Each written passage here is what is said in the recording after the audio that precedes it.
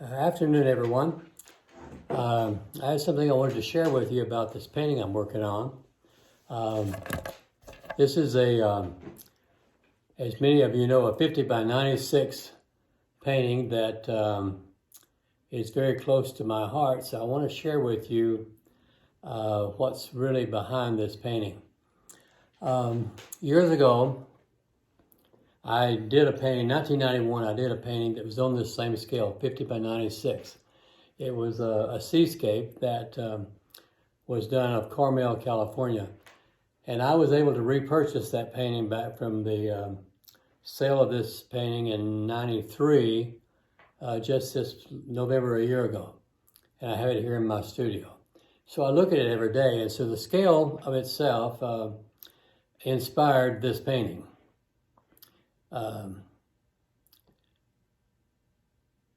The setting of this painting is set at Blue Lake here in Taos.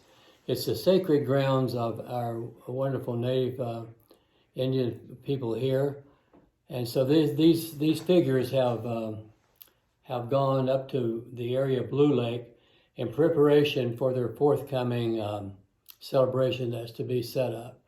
And that's the setting in which they are. The painting is done. But the painting's more than just a scene or a representation of an event.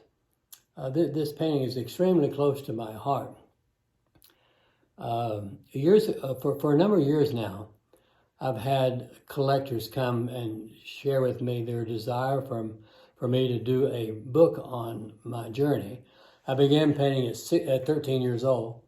And in May, I'll turn 76, so that's been a lot of years. What is it, 62 years? 62 years, 63 years of journey, and I describe it like this. It was 62 years of trying to learn how to paint, and at the same time, attempt to make a living at it. And except for a 9-10 year jig and singing, in the 70s, this is all I've ever done. So I have pondered their suggestion of my doing a book for quite some time, and I've decided to do so. And so it's not just a book. I began at 13 with nothing more than a very, very small amount of talent. I describe it oftentimes like I had 2% talent and 98% I've got to figure out how to do this. And I'm thinking that is probably a huge factor in becoming a success at developing the gift that you've been given. All of us have been planted a small amount of seed talent within ourselves. Often there are those who have been given prodigy gifts and prodigy talents. I have a dear friend that began playing the piano for me at 4 years old. His name is Chris Seaton. He lives in my hometown in Brownfield, Texas. Was my former pastor before I came back to Taos in 2005. But that's one example. There are many more that I know of, I can think of, that were just excellent in their gift at the very beginning.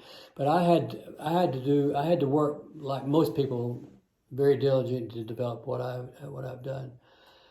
I recall a time in the 9th grade, I was taking an exam for the Texas history under Mrs. Shen there in Brownfield, Texas.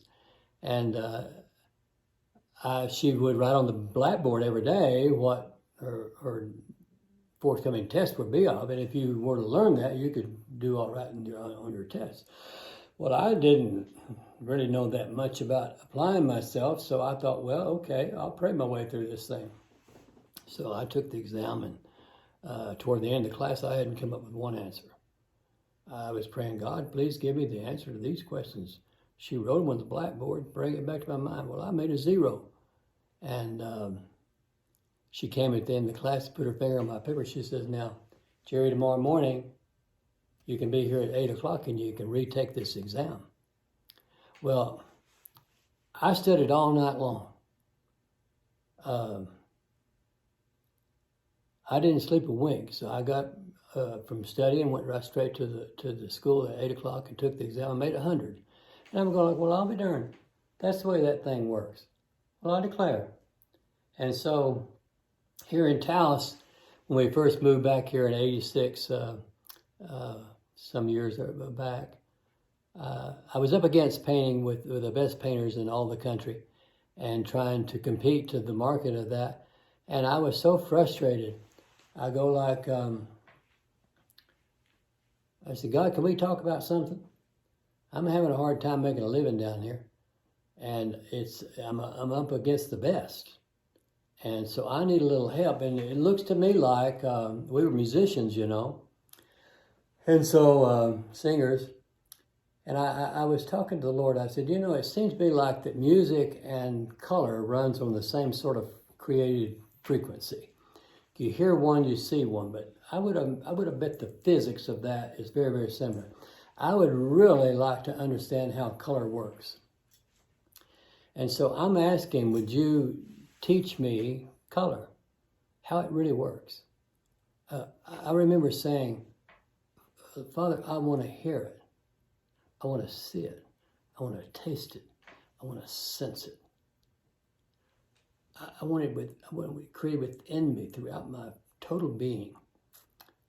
And I reminded him of the story I just gave you about flunking that exam. I said, now, I learned a lesson on that. I'm going to apply myself to the best of my ability. If you can provide me with the information that can spur on my understanding of how this thing really physically works, the physics of it works, I'll work my hands off to develop this gift that you're going to impart it to me. And I was doing a show at the Taos Art Museum shortly after that. And Max and Sandra Hulse, collector friends of mine from San Angelo, and I also had homes here. Very, very dear friends of many, many people here in Taos. They were at my show, and Sandra came to me. She said, you know, Jerry, you really have come into something with your color. It makes me think of the Taos founders' coloring. And I've always admired it, she said. But, you know, I ran across a book the other day that I think is what the Taos founders understood. Now, they didn't write anything. They didn't tell us what they understood about color. But as I read this, the color I see them using makes me think of what this book is trying to discuss. And you should get it. It's a book called The Gist of Color by John Sloan. Well, I ordered it right away, and I was blown away by it. It's based on a pyramid of instead of a circle of color wheel, it's a pyramid of color, not a wheel, but a color. And it discussed like where does colors come from? It's like the light comes through a pyramid of a diamond, and how the colors disperse themselves. They all have a placement. As the light hits it, the very angle at which it hits that particular color reflects the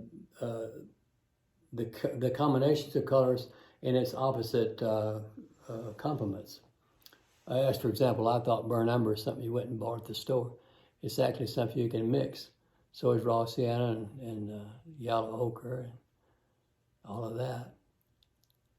But I think that I have a sense of color. I can feel it, I can smell it, I can taste it, I can feel it, I can hear it. And that's the premise on which I work. Now, I am going to do that book. And I'm going to do a video, a biography video, a PBS type video. And I'm going to be doing a new CD album in conjunction with all this together. But the sale of this painting is going to fund the seed money that starts this project. So those of you that should be interested in this painting, it's not something just to hang on the wall. For me, it's a catalyst to my producing this book is a catalyst to my future, what remaining days I have. And the book is not just a book. the intention for it is to inspire you, to inspire your children, your grandchildren. People, kids 13 years old that goes like, I'm pretty good at drawing, or I'm pretty good at singing, I'm pretty good at sculpting. I have a couple of friends that children are geniuses in mathematics. But whatever the gift is, whatever it is, I want to inspire these young people and these young older people that you too can do this. Now, what I learned in failing that exam was you have to apply yourself. It will not be easy. This has been an enormous uphill climb for me.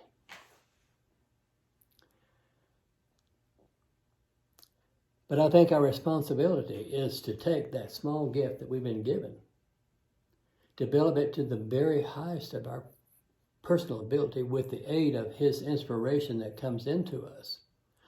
We have to work our hands to the bone to develop that as a gift back unto the Creator from which it came. And that's my heart. And so those of you that are interested in this painting, I thought it important that you have an insight really to the depth of the importance of this painting. And so I ask you to consider it. Check with your personal preference of your dealer that represent me, and take a look at it. And follow me on Instagram and Facebook as I post daily the development of this painting. And so I thank you for listening to me today. Have a good day. Bye.